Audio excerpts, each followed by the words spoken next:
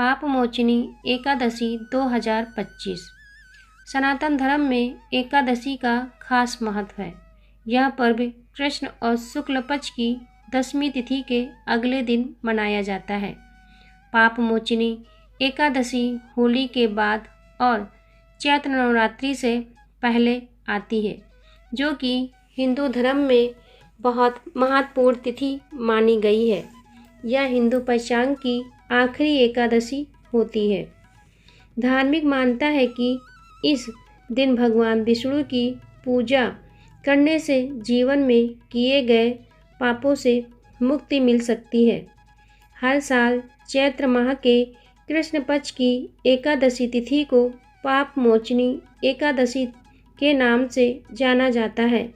धार्मिक मान्यता है कि पापमोचनी एकादशी के दिन व्रत रखने और सच्चे मन से प्रायश्चित करने से गंभीर पाप नष्ट हो जाते हैं। साथ ही साधक पर भगवान विष्णु की कृपा बरसती है। आइए जानते हैं पापमोचनी एकादशी की सही डेट, शुभ मुहूर्त और इस दिन क्या करें क्या ना करें। पापमोचनी एकादशी कब है? चैत्र माह के कृष्ण पक्ष की एकादशी तिथि पर पापमोचनी एकादशी मनाई जाती है। इस साल चैत्र माह के कृष्ण पक्ष की एकादशी तिथि 25 मार्च को सुबह 5:05 पर शुरू होगी और 26 मार्च को देर रात 3:45 पर समाप्त होगी। सनातन धर्म में सूर्य उदय से तिथि की गणना होती है, इसलिए 25 मार्च को पापमोचनी एकादशी मनाई जाएगी। आइए जानते हैं पापमोचनी एकादशी शुभ योग। ज्योतिषों की माने तो पापमोचनी एकादशी पर दुर्लभ शिववास और सिद्ध योग का संयोग बन रहा है। इन योग में लक्ष्मी नारायण की पूजा करने से साधक को मनचाहा वरदान मिलेगा। साथ ही जीवन में व्याप्त दुखों का नाश होगा। पूजा का शुभ समय 25 मार्च को सुबह 9:22 से दोपहर 1:57 तक रहेगा। पापमोचनी एकादशी के दिन क्या करें क्या नहीं। पापमोचनी एकादशी पर कुछ कार्यों को करना अशुभ माना जाता है। धार्मिक मान्यता है कि पापमोचनी एकादशी के दिन कुछ कर्मों को करने से भगवान विष्णु नाराज हो सकते हैं, इसलिए पापमोचनी एकादशी के दिन व्रत रखा हो या नहीं, इन कर्मों को करने से बचे। पापमोचनी एकादशी के दिन शुभ मुहूर्त में विष्णु भगवान की पूजा करें। इस दिन व्रत ना रखा हो तो भी सात्विक भोजन करने की कोशिश करें। व्रत रखने से पूर्व व्रत रखने का संकल्प जरूर करें। व्रत के सभी नियमों का पालन करें। पारण सूर्य उदय के पश्चात करना उत्तम रहेगा। इस दिन भजन कीर्तन भी किया जाता है। धार्मिक मान्यताओं के अनुसार पापमोचनी एकादशी के दिन काले रंग के कपड़े नहीं पहनने चाहिए। भगवान विष्णु की कृपा दृष्टि बनाए रखने के लिए इस दिन पीले रंग के वस्त्र धारण करना अत्यंत शुभ रहेगा।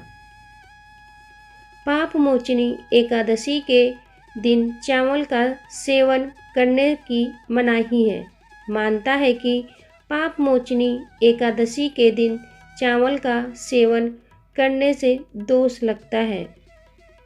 तुलसी की पत्तियां विष्णु भगवान को बेहद प्रिय हैं, जिसके बिना भगवान को भोग नहीं लगाया जाता है।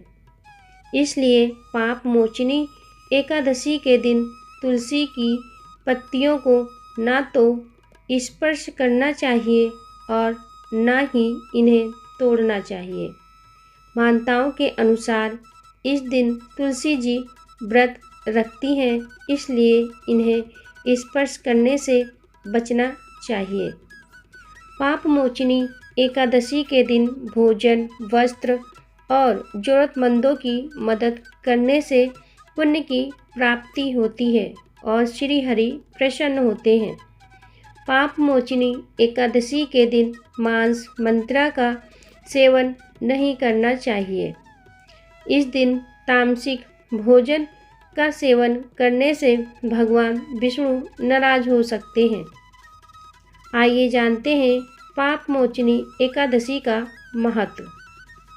पौराणिक मानता है कि पाप मोचनी एकादशी के दिन भगवान विष्णु ने दानव पाप का विनाश किया था, जिससे उनके अनुयायी पापों के भार से मुक्त हो सके। बद्ध पुराण के अनुसार राजा मनदाता अपने पापों के कारण बहुत दुखी थे और उन्हें ऋषि वशिष्ठ ने मार्गदर्शन दिया।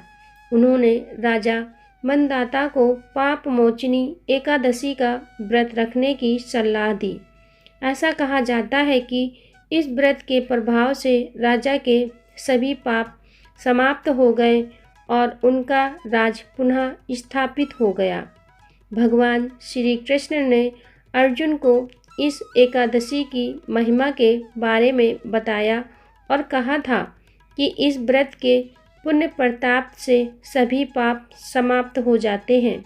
ऐसे में अगर आप भी अपने सभी जाने अनजाने में किए गए पापों को धोना चाहते हैं और खुशहाल जीवन पाना चाहते हैं तो पाप मोचनी एकादशी का व्रत जरूर रखें।